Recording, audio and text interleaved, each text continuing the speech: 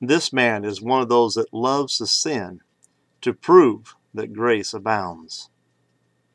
This is a reply video to the video Easy Believism is a Works Salvation, created by the madman himself, Baptist, 1889.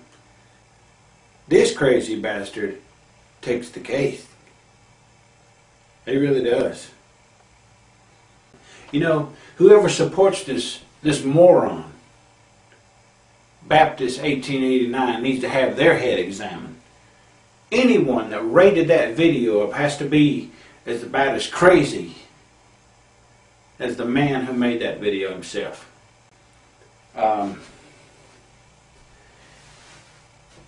Leave it up to the Calvinist to add, to subtract, to pervert, and to twist the simplicity of the grace message that is pure. After you what? Believed. Say that with me. Believed. Say it one more time. Believed. You were sealed with the Holy Spirit of promise. It doesn't get more simple than that. And when you have some moron come on here and complicate that message through philosophy, nothing pisses me off more. I will rebuke them every time. I don't teach in easy believism. I teach in a free gift of salvation. No, what you teach is pure humanism under the guise of Christianity. You and the atheist are in bed together because both of you find a sovereign God repulsive. But to call Christianity Calvinism is blasphemy. That's right. It's blasphemy.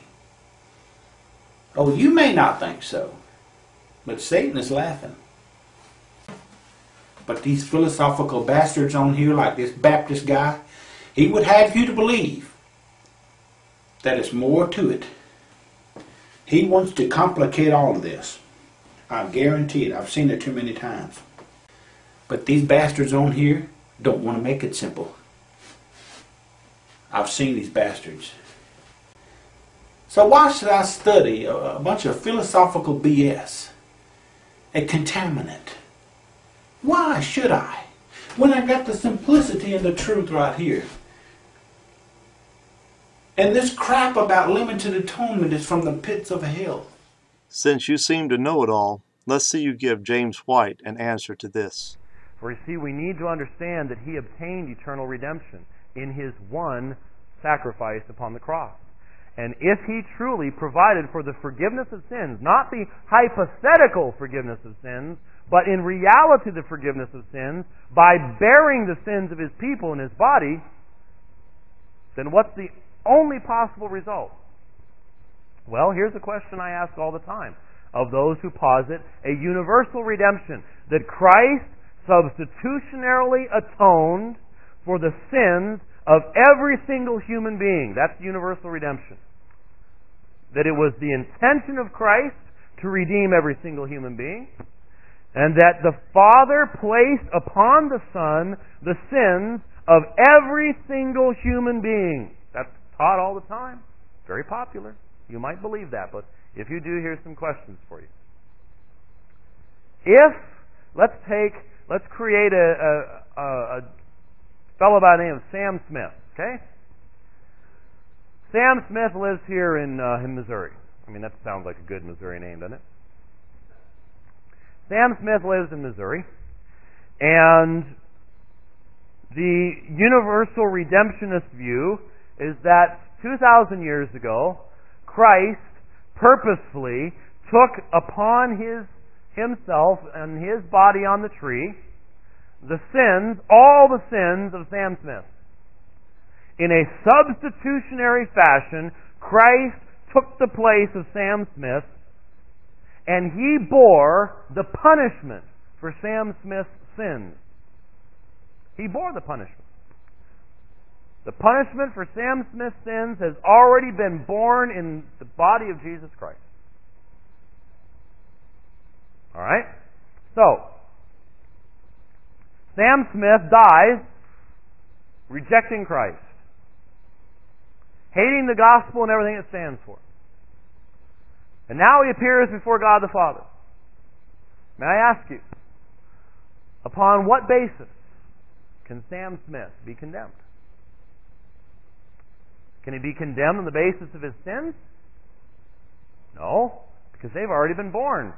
Substitutionarily and in reality, not hypothetically, he entered the holy place once for all, having obtained eternal redemption. What is redemption? It's the forgiveness of sins. He's already borne his sins in his body and is free. So upon what basis can Sam Smith be condemned? Oh, unbelief. Is unbelief a sin? Of course it's a sin. Did Christ die for all the sins of Sam Smith, including unbelief? If Christ did not die for unbelief, we're all in big trouble, aren't we? So on what basis can Sam Smith be condemned?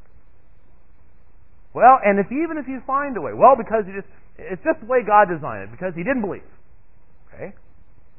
So what you're saying then is that Sam Smith is sent to hell and he's punished for his sins again?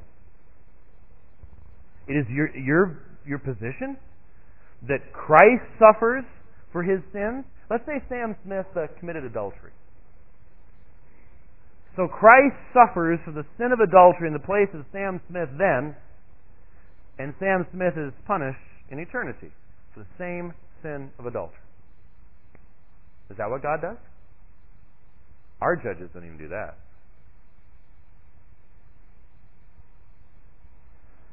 Let's look at it another way. Let's say that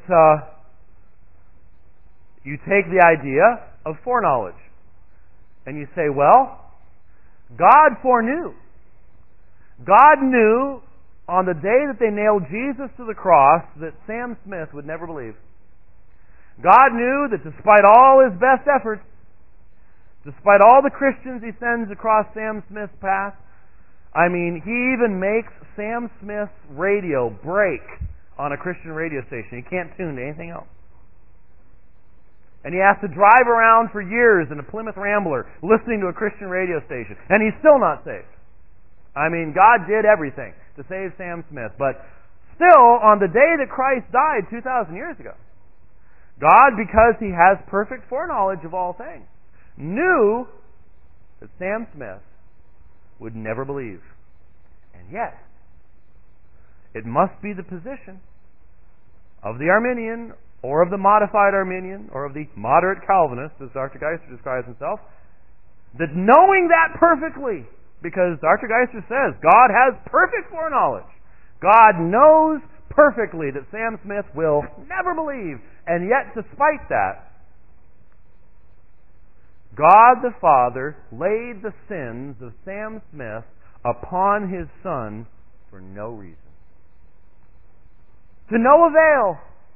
Christ suffers for them even though the Father knows that work will have never accomplished anything. And that Sam Smith will go into a Christless eternity in rebellion against God and suffer for his sins. Same sins suffered for twice. Is that God's purpose? Knowingly to lay upon his Son the sins of individuals that he knows will never believe? Is that what this is saying? He enters the holy place one time, having obtained eternal redemption. Those for whom he dies will be redeemed without fail and without possibility of failure, because of the perfection of his work in their behalf.